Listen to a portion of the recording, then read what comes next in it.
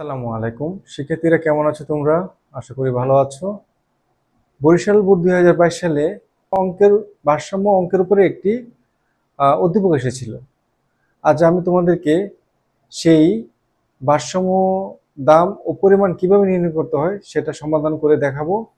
তাহলে আমরা উদ্দীপকটি দেখি।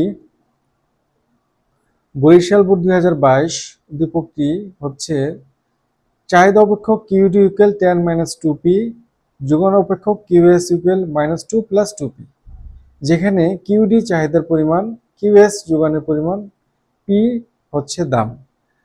তাহলে প্রশ্নটা কি লিখেছে আমরা একটু দেখি। উদ্দীপক থেকে ভারসাম্য দাম ও পরিমাণ নির্ণয় করো।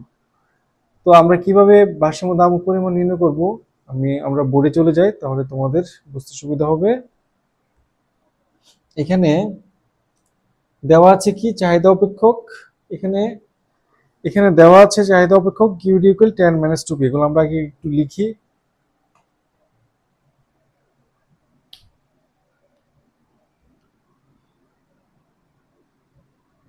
দেওয়া আছে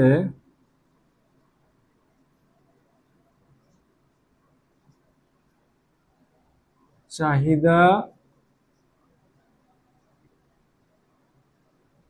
অপেক্ষক কিউডি ইকুয়াল 10-2p,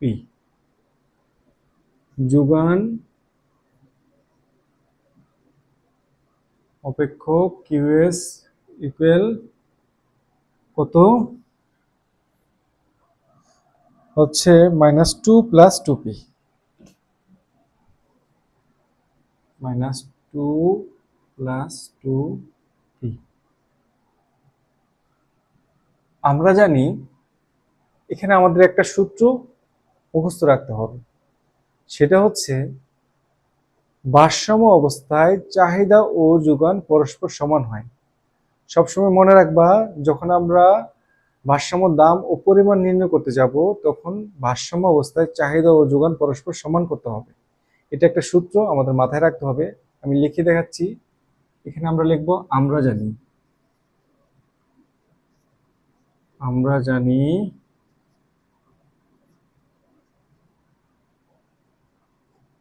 ভারসাম্য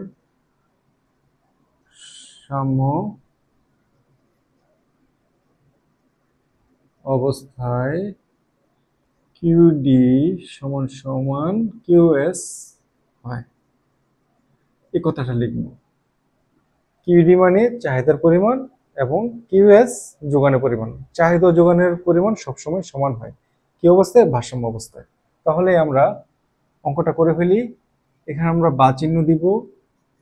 বা চিহ্ন দেওয়ার পর কিউডি মানে কি, কিউডির মানটা আমরা বসাবো এখানে 10-2p, আর কিউএস এর মানটা বসাবো এখানে -2 + 2p। এখানে আমরা পি পি গুলো একদিকে নিয়ে আসবো, সংখ্যাগুলো একদিকে নিয়ে যাব। যেমন এখানে -2p আছে, এই জায়গায় -2p টা রাখবো সমান সমানের এই পার বাম দিকে। তারপরে এখানে +2p আছে সমান সমানের ওই পারে, এটা +2p, এটা সমান সমানের এই পারে আসলে মানে বাম দিকে আসলে সেটা হয়ে যাবে -2p। আর এখানে যে সংখ্যাটা সমান সমানের এই পারে যে সংখ্যাটা আছে এটা এইভাবে থাকবে -2, আর এটা +10 আছে, এটা হবে -10, যেহেতু সমান সমানের অন্য পারে আসছে -10।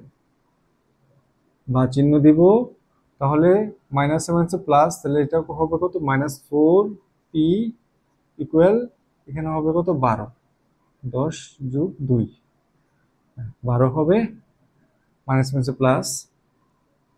বা চিহ্ন দিব, পিটাকে আমি এখানে রেখে দিব, দেওয়ার পর 12 উপরে চলে যাবে, 4 নিচে আসবে, তাহলে 3 4 12। তাহলে সুতরাং আমার ভারসাম্য দাম কত বের হয়ে গেল? 3। তাহলে ভারসাম্য পরিমাণ কত পেল, ভারসাম্য দাম কত পেলাম? ভারসাম্য দাম পেলাম 3। চাহিদা ও যোগান পরস্পর সমান করে। একটা বিষয় তোমরা শিক্ষার্থীরা খেয়াল রাখবে, যখন আমার ভারসাম্য দামে চাহিদার পরিমাণ ও যোগানের পরিমাণ যখন সমান হবে, তখন বুঝে নিবে যে তোমার অঙ্কটা হয়ে গিয়েছে। সেটা কিভাবে আমি দেখাচ্ছি। আমি এটা মুছে ফেলছি।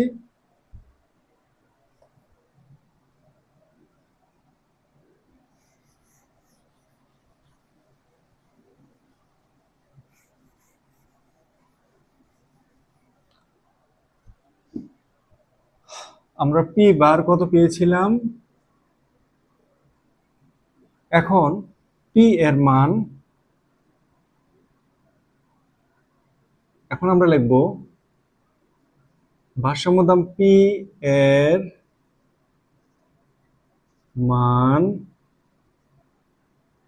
চাহিদা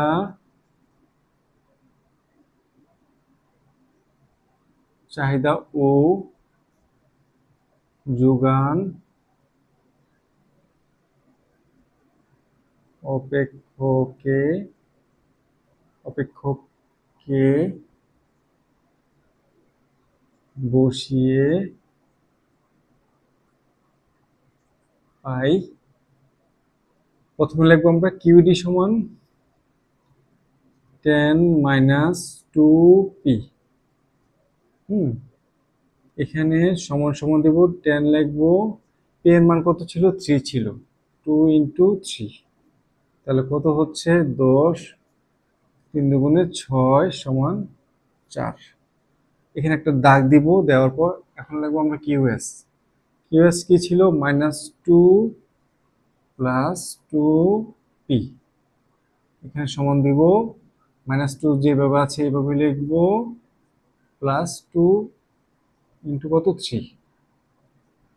দেখি দুইটা সমান হয় কিনা। এখানে হচ্ছে কত, 2, আর এখানে 3 দুগুণে 6, তো 6 থেকে 2 গেলে কত হয়, 4।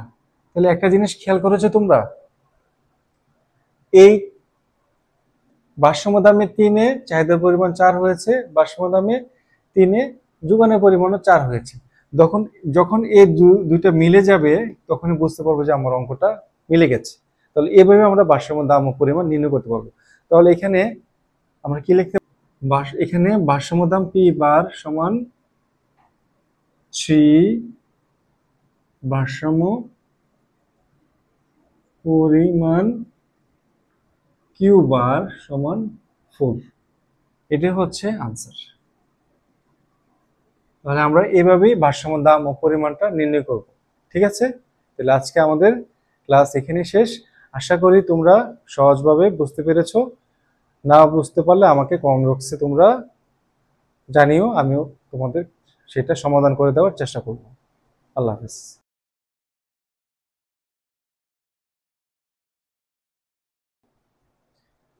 শিক্ষার্থীরা, এখন আমরা এই উদ্দীপকের ঘ এর প্রশ্নের সমাধানটা করার চেষ্টা করব।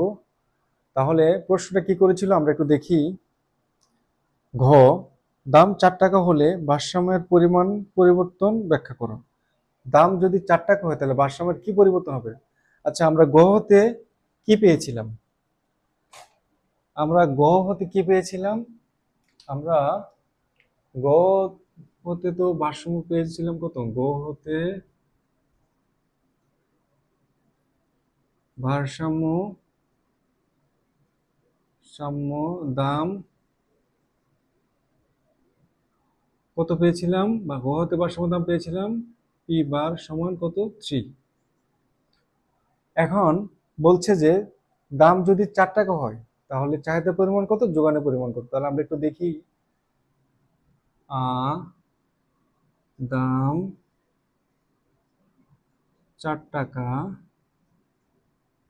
হলে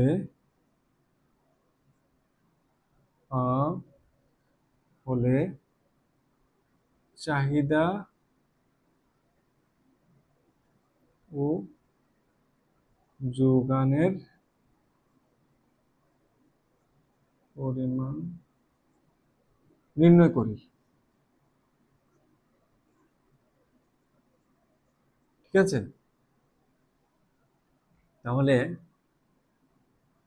চাহিদা সমীকরণটা কত কি ছিল, কিউডি ইকুয়াল 10 - 2।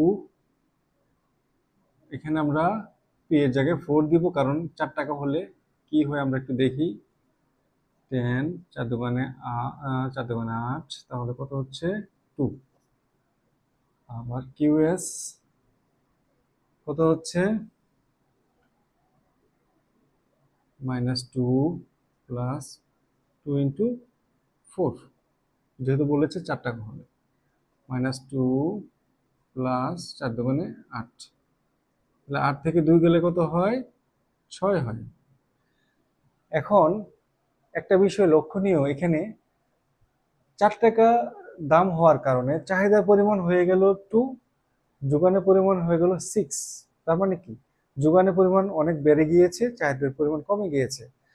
যদি চাহিদার পরিমাণ কম হয় আর যোগানের পরিমাণ যদি বেশি হয়, তাহলে একটা বিষয় দেখা দেয়, সেটা হচ্ছে উদ্বৃত্ত। হ্যাঁ, এখানে বাজারে উদ্বৃত্ত দেখা দেয়। তার মানে বোঝা যাচ্ছে যে চাহিদার তুলনায় যোগানের পরিমাণ অনেক বেশি। আর যদি চাহিদার তুলনায় যোগানের পরিমাণ অনেক বেশি হয়, তাহলে কি দেখা দেয়, বাজারে উদ্বৃত্ত দেখা দেয়। এটা তো আমরা সবাই জানি। তো বিষয়টা একটা চিত্রের মাধ্যমে প্রকাশ করে দেখানো যেতে পারে। হ্যাঁ, আমরা চিত্রটা অঙ্কন করি। এর আগে আমাদেরকে একটা টেবিল তৈরি করে ফেলতে হবে। এটা হচ্ছে দাম, এটা হচ্ছে চাহিদা, এটা হচ্ছে যোগান।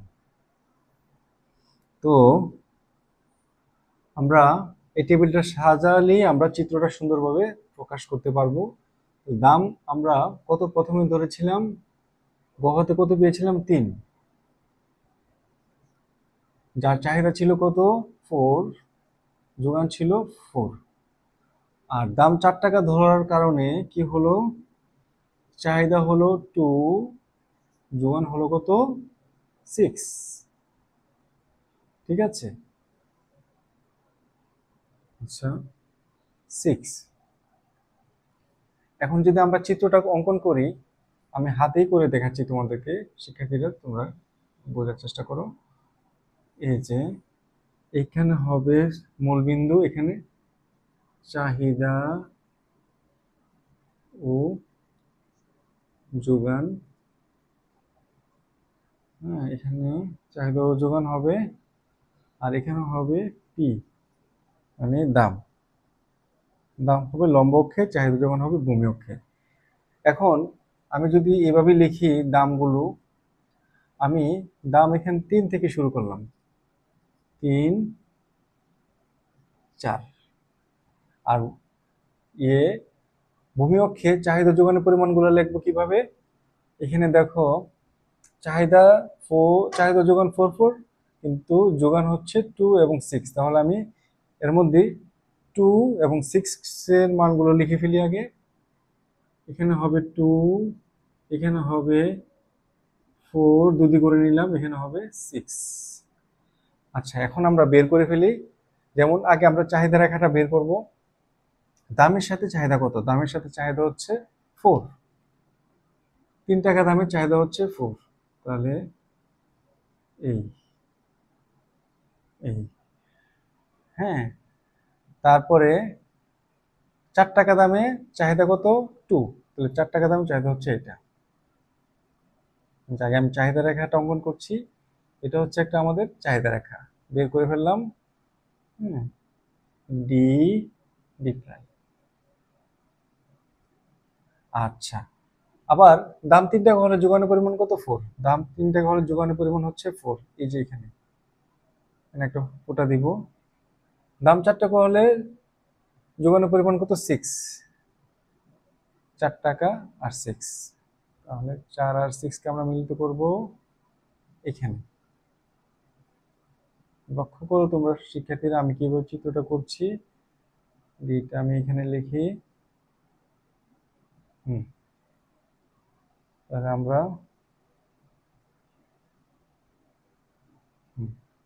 S S S S prime, তাহলে আমরা যোগান রেখা পেয়ে গেলাম।